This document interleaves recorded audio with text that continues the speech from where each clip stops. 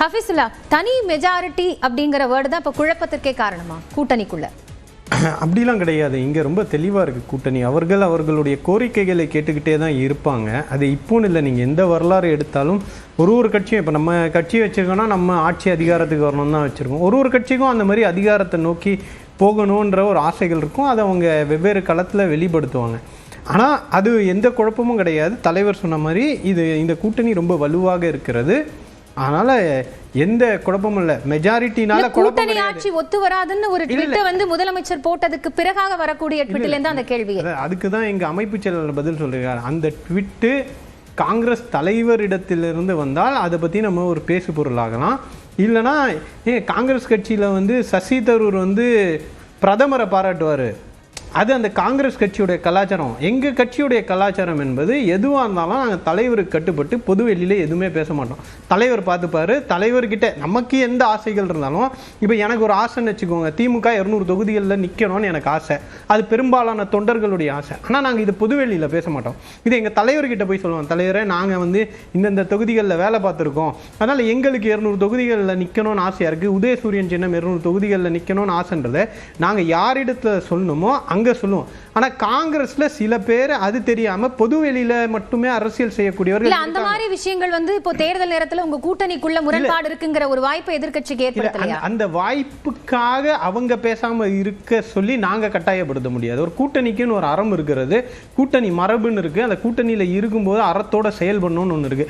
அந்த அறத்தை திமுக கடைபிடித்து கொண்டிருக்கிறது. பொது வெளியில் எதுவும் பேசுவதில்லை. அதை காங்கிரஸ்ல இருக்கக்கூடிய தலைவர்கள் பின்பற்றுகிறார்கள். ஆனா அதில் இருக்கக்கூடிய ஒரு சிலர் பேசுவதை பேசு பொருளாக்க நாங்கள் விரும்பவில்லை. அது களமும் கிடையாது. கூட்டணி பலமா இருக்கு அப்படின்னு சொன்னாலுமே இந்த தனி மெஜாரிட்டிக்கு என்ன நம்பர்ஸ் வந்து திமுக செட் பண்ணிருக்கு?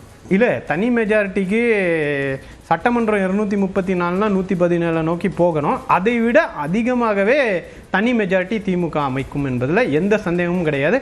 அதுதான் களத்திலிருந்து வரக்கூடிய தகவல்களும். ரொம்ப இப்போ ஓட்டருடைய சர்வேஸ்லாம் நீங்கள் எடுத்தீங்கன்னா அது ஒரு ரெப்புடேஷன் உள்ள சர்வே சொல்றது திமுக பெரும்பான்மை அடையும், நல்ல வாக்கு வித்தியாசத்தில் வெற்றி பெறும். திரு அந்தரிதாஸ், இப்போ கூட்டணிக்குள்ள இருக்கக்கூடிய கட்சிகள்லயே வந்து நிறைய முரண்பாடு இருக்கு. காங்கிரசினுடைய வெளிப்படையான கருத்து அப்படிங்கிறது இருக்கு, தொகுதி பங்கீடு இன்னும் சரியா முடிவடையல, அதுல ஒரு சிக்கல் இருக்கு அப்படிங்கிற கருத்துக்கள் எல்லாமே தாண்டி எப்படி திமுகவுக்கு தனிப்பெரும்பான்மை அப்படிங்கிற ஒரு நம்பிக்கை இருக்கு? கோடை அனலும் அரசியல் கனலும் ஒன்றை ஒன்று உரசிக்கொண்டு தமிழ்நாட்டின் அரசியல் தட்பவெப்ப சூழலை கொஞ்சம் சூடுபிடித்திருக்கின்ற நேரத்தில் நீங்கள் தேர்தல் யுத்தத்தை தொடங்கி இருக்கிறீர்கள். எங்களுடைய யுத்தம் தொடங்கிவிட்டது. எங்களை பொறுத்தவரையிலே 2 எதிரிகள் இருக்கிறாங்க. 2 பேர் எதிரில் நிற்கிறாங்க. அவங்கள நாங்கள் பெரிதாக நினைக்கிறோம். ஒன்று, கையிலே பணம் இருந்தால் கழுதை கூட அரசன், கைத்தட்ட ஆள் இருந்தால் காக்கை கூட நடிகன் என்றாகிவிட்ட விசில் அடிச்சான் கூட்டம் ஒரு பக்கம் இருக்கு. இன்னொரு பக்கம், பொய்யிலே நீந்தி வரும் புலுகன் தலைவனடி, பூசாரி வேலை செய்யும் ஆசாமீஸ்வரன் அடி என்கின்ற ஒரு கூட்டம் இருக்குது. அதில் தான் அதிமுக அவர்களோடு தான் இருக்கிறார்கள். இன்னைக்கு வந்து 6 வருடத்திற்கு முன்னால் இந்த நாளிலே தான் புல்வாமாவிலே ஒரு பேரிடர் விபத்து நடந்தது.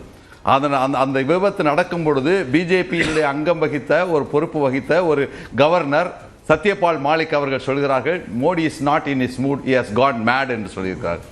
ஆக எப்படிப்பட்டவர்களை நாங்கள் எதிர்த்து நிற்கிறோம் என்பது இன்றைக்கு களத்திலே நிரூபித்துக் கொண்டிருக்கிறோம். தூக்கத்திலே கூட தமிழ்நாட்டை வஞ்சிப்பது என்கின்ற அந்த ஒற்றை புள்ளியிலே கடந்த 4-5 வருடங்களாக 6 வருடங்களாக இன்னைக்கு போய்கொண்டிருக்கிறது.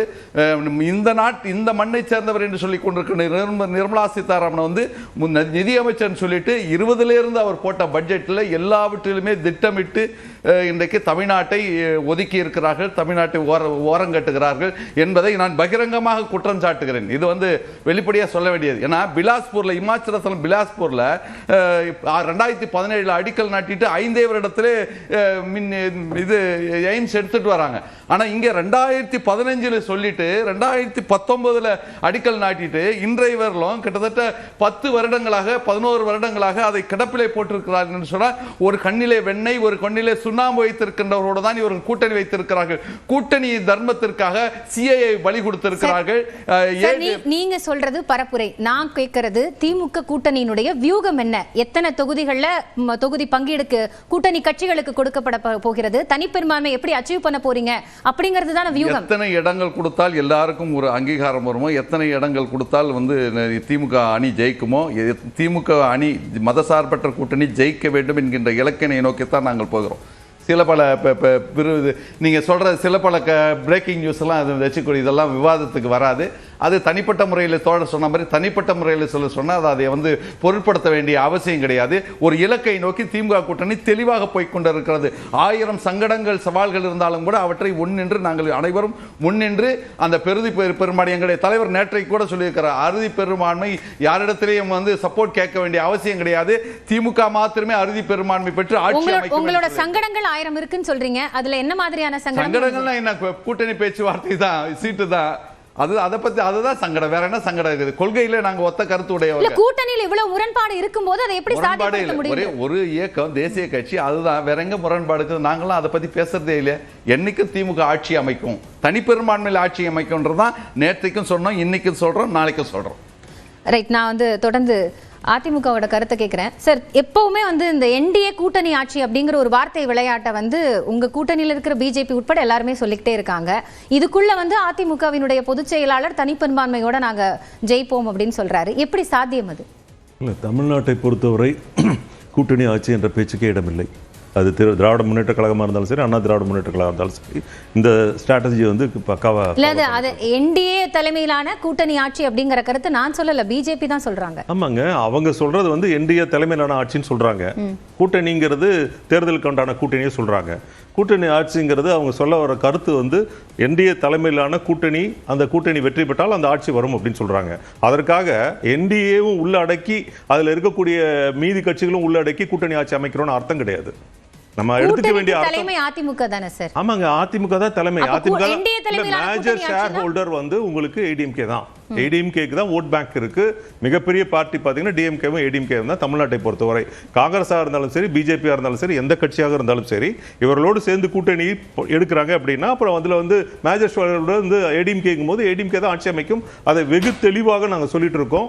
எங்களுடைய தலைமையில் தனிப்பெரும்பான்மையோட ஆட்சி அமைப்போம் அப்படிங்கிறத வெகு தெளிவாக சொல்லிட்டு இருக்கோம். இதை கன்ஃபியூஸ் பண்ணி இது ஒரு பெரிய கிரியேட் பண்ணி இஷ்யூ மாதிரி கொண்டு போறாங்க. பட் அதுக்கு அவசியமே கிடையாது. தமிழ்நாட்டில் கடந்த கால வரலாறு இல்ல எதிர்கட்சிகளும் பிற கட்சிகளும் வந்து அதை வந்து ட்விஸ்ட் பண்ணி அது ஒரு பிரச்சனையை கிரியேட் பண்ணி அதுல இருந்து ஒரு ஏதாவது பெனிஃபிட் கிடைக்குமா அப்படிங்கிறதுக்கு ட்ரை பண்றாங்க.